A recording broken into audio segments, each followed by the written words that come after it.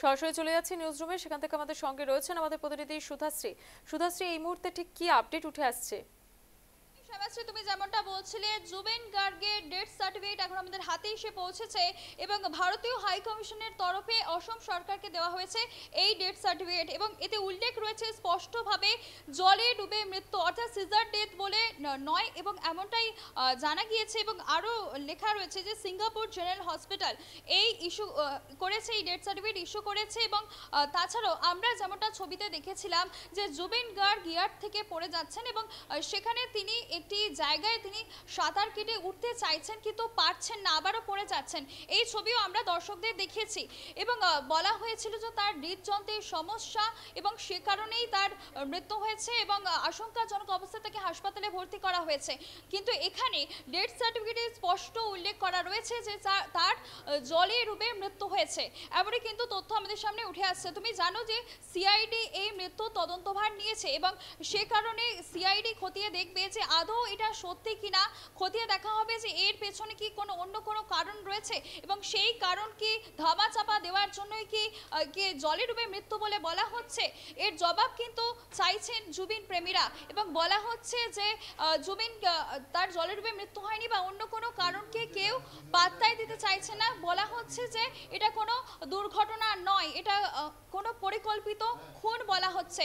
কিন্তু এটা তদন্ত সাপেক্ষ, আদৌ কি হয়েছিল তদন্তের পরই জানা যাবে। এবং আরও একটি বিষয় তোমাকে জানিয়ে রাখি, পোস্টমর্টম রিপোর্ট কিন্তু এখনো হাতে আসেনি, ডেথ সার্টিফিকেটই হাতে এসেছে এবং অসম সরকারকে যা দিয়েছে ভারতীয় হাই কমিশনার।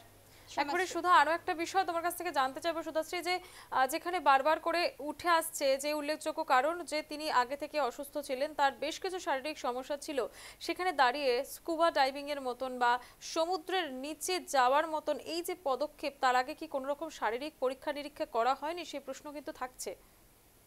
একদমই শ্যামাশ্রী, যেখানে আমাদের একটা প্রশ্ন উঠতেই পারে যে স্কুবা ডাইভিং, তার যদি হৃদযন্ত্রের সমস্যা থেকে থাকে এবং তার আমরা জানি যে কিছুদিন আগেও তার হার্ট অ্যাটাক হয়েছিল এবং সে কারণে তার যদি সেরকম সমস্যা থেকে থাকে তাহলে তাকে কিভাবে অ্যালাউ করলো স্কুবা ডাইভিং করতে, এটাও কিন্তু একটা বিচারাধীন বিষয় এবং এটা নিয়ে তদন্ত নিশ্চয়ই হবে এবং দেখা হবে যে সেই সময় কারা কারা ছিলেন। ইতিমধ্যেই 15 জনকে আটক করে জিজ্ঞাসাবাদ চালানো হচ্ছে এবং জুবিন গার্গকে যারা নিয়ে গেছিলেন সেই দুজনকে নামেও কিন্তু একাধিক এফআইআর জমা পড়েছে এবং সে কারণে কারা কারা এর মধ্যে জড়িত রয়েছে, কেউ অভিযুক্ত কিনা, কে দোষী, আসল ঘটনা কিন্তু তদন্তের পরই সামনে আসবে। শ্যামাশ্রী, একেবারেই অনেক ধন্যবাদ সুধা, এতক্ষণ সরাসরি নিউজরুম থেকে আমাদের সঙ্গে ছিলেন আমাদের সহকর্মী সুধাশ্রী।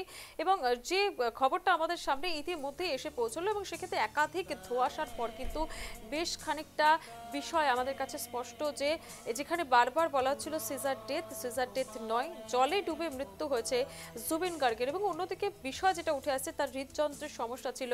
আমরা বেশ কিছু মাস যদি আগে দেখি, তিনি অসুস্থ হয়েছেন বারবার, তারপরেও তাকে কিভাবে সমুদ্রের তলায় যেতে দেওয়া হলো, সেখানে কেন স্বাস্থ্য পরীক্ষা করা হয়নি, একাধিক প্রশ্নচিহ্ন থাকছে। তার মৃত্যু কি স্বাভাবিক, উঠছে সেই প্রশ্নচিহ্ন।